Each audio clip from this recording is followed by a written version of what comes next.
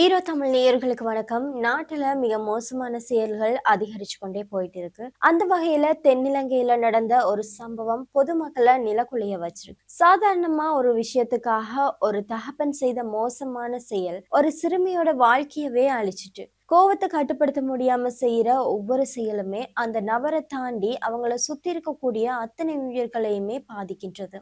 காளி உரஹஸ்மங் ஹந்திய பகுதியில 14 வயதையுடைய மகளை ரொம்பவே பாசமா சிறுமியனுடைய தந்தை வளர்த்துட்டு வர்றாங்க. தனது மகளை பிரிஞ்சு அவங்களுடைய தாய் வெளிநாட்டுக்கு சென்று விட்ட நிலையில் மகளின் எதிர்காலத்துக்காக தந்தை இரண்டாவது திருமணம் செய்யாம வந்துட்டு இருக்கிறார். அந்த சமயத்துல சின்ன வட்டத்துக்குள்ள ரொம்பவே சந்தோஷமா போயிட்டு இருக்கு அவங்களோட வாழ்க்கை. அந்த சிறுமி அவங்களோட பாட்டியோடவும் அவங்களுடைய தந்தையோடையும் ரொம்பவே சந்தோஷமா அவங்களுடைய வாழ்க்கையை கழிச்சிட்டு வராங்க. இந்த சமயத்துல வழக்கம் போலவே தங்களோட கடமைகளை செய்து முடிச்சதுக்கு அப்புறமா இரவு உணவு சாப்பிட்டு முடிச்சு சந்தோஷமா கதைச்சு சிரிச்சு தூங்க போறாங்க.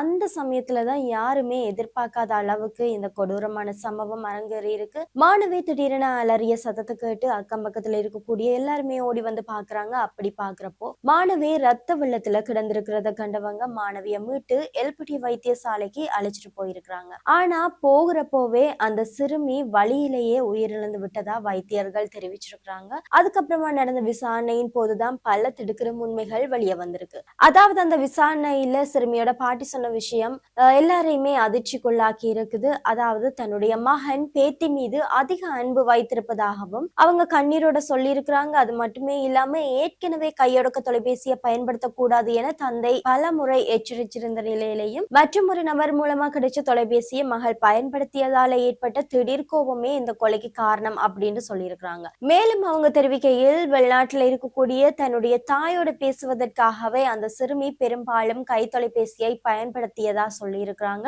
ஆனால் அன்றைய தினம் இரவு அவங்க நீண்ட நேரம் கை தொலைபேசியை பயன்படுத்தியதை தந்தை கண்டிச்சிருக்கிறார். தாக்குதல் நடந்த போது பாட்டி தடுக்க முயன்றும் அவரால் ஆத்திரமடைஞ்ச தந்தையை கட்டுப்படுத்தவே முடியவில்லை. என் கண்ணெதிரிலேயே என் பேத்தியை வெட்டி சாய்த்து விட்டானே அப்படின்னு சொல்லி கண்ணீரோட தெரிவிச்சிருக்கிறாங்க. தந்தை கண்டிச்ச போது சிறுமி தன்னுடைய கை தொலைபேசிய பாட்டியிடம் கொடுத்துவிட்டு மறைக்க முயன்றிருக்கிறாங்க. இதனால ஆத்திரமடைஞ்ச தந்தை பாட்டியின் கையில இருந்த அந்த தொலைபேசியை பறிக்க முயன்றதோட கத்தியால் மகளை தாக்கி இருக்கிறார். கரந்தனிய பகுதியில் உள்ள பாடசாலையில் 9ஆம் வகுப்பு பயின்று வந்த துல்மி சமாயா சத்சரணி என்ற மாணவியை இவ்வாறு உயிரிழந்திருக்கிறாங்க. இந்த சம்பவம் தொடர்பா 41 வயது இருக்கக்கூடிய இந்துனில் புஷ்பகுமார் என்ற தந்தையை கைது செய்திருக்கிறாங்க. மேலதிக விசாரணைகளை போலீசார் மேற்கொண்டு வராங்க. அவசரத்திலையும் கோவத்திலையும் அந்த தந்தை எடுத்த முடிவு பாசமா வளர்த்த தன்னோட அன்பான மகளை கொலை செய்யற அளவுக்கு வந்திருக்குது. ஆத்திரத்தில் செய்த இந்த கொலை திட்டமிட்டப்பட்ட கொலையா அல்லது தற்செயலா ஆத்திரத்தால நிகழ்ந்த கொலையா அப்படின்றத காவல்துறையினர் விரிவா விசாரிச்சுட்டு வர்றாங்க.